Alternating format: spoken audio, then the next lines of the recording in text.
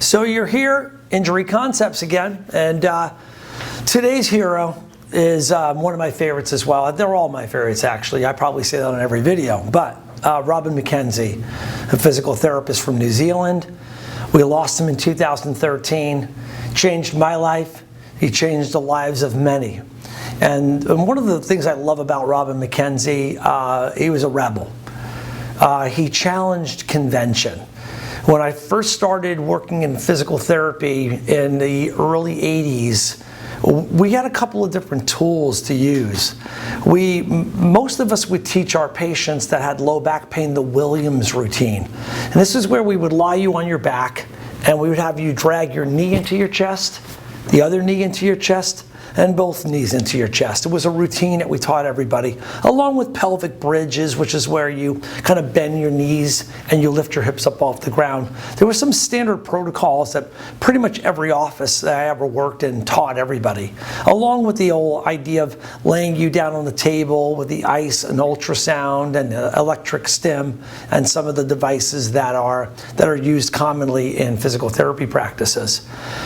But the point of Robin McKenzie is the McKenzie protocol. McKenzie said, no, we should not be teaching patients to drag our knee into the chest, because when we do that, we're encouraging the same demand that injured the disc in the first place.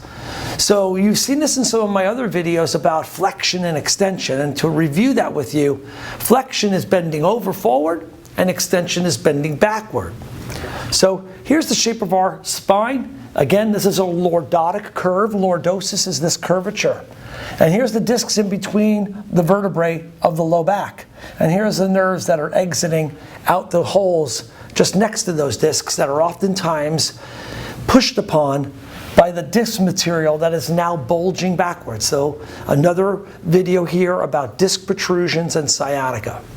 In sciatica, the disc protrusion is substantial enough that it's now touching a nerve. That doesn't mean that all back pain is sciatica.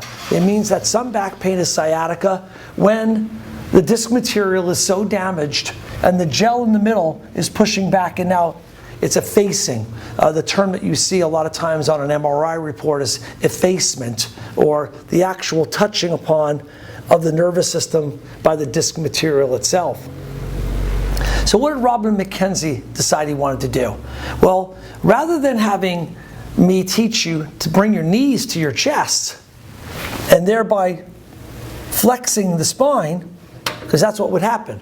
If I drag my knee to my chest, my pelvis follows backward, thereby flattening my lumbar spine. When I flatten my lumbar spine, I put pressure backward, because as I turn the spine this way, the pressure is going to be pushed backward towards the nervous system. And Robin McKenzie said, what if we teach our patients to bend backwards?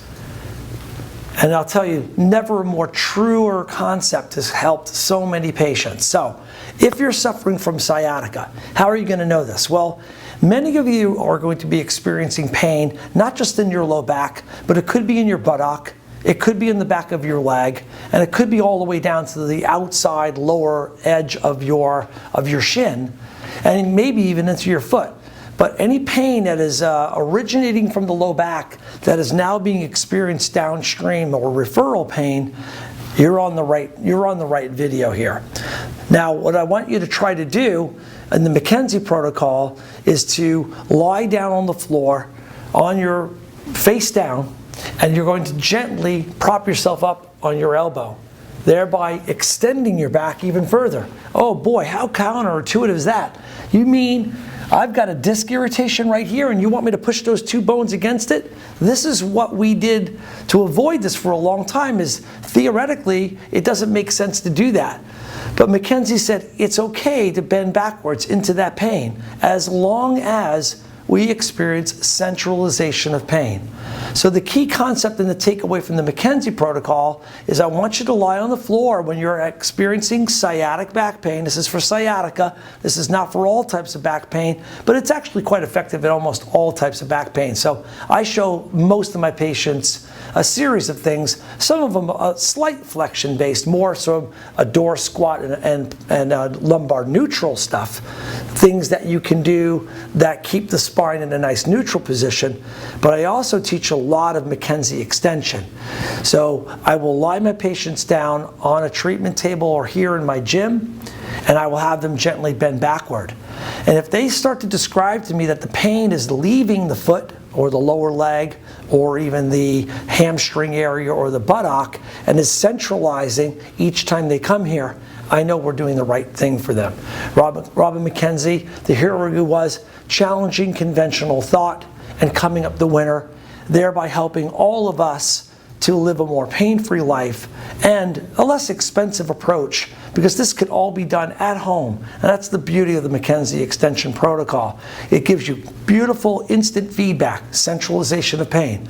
If I'm getting better and my pain is no longer going down my leg, but only feeling it in my low back, continue to do it. You're doing the right thing. It's centralizing, and eventually it'll go away. So the takeaway from Robin McKenzie, with sciatica, pain that's in the low back, that's experienced downstream, and sometimes you won't even have extreme low back pain, you'll just have that radiation referral pattern. Very commonly, the L5 nerve, the most common pattern that you're going to see with this, is going to be pain on the lower lateral leg. That's an L5 primary nerve root pain. It's following the perineal branch of your sciatic. And try the McKenzie extension protocol. On the elbows first, pushing yourself up onto your arms, backing away a little bit, coming back to flat. So bend backwards for low back pain when it's sciatic and it's radiating down your leg.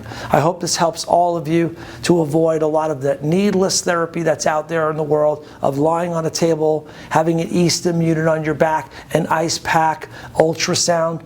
Most of these modalities are meaningless. There is a video I have on Melzack and Wall's work, and that is on the pain gate mechanism. I highly recommend that you head to that video and check it out. If your back pain is a result of a neurological loop problem, then the e-stim unit is fantastic. Difficult to know that, and there's nothing wrong with applying electrical stim, but electrical stimulation will do nothing to help this back heal if it's a disc injury. So again, watch all the videos. They're pieces of a bigger puzzle. Learn, understand. You're going to know a lot more, you're going to guess a lot less, and of course, you're going to pay a lot less.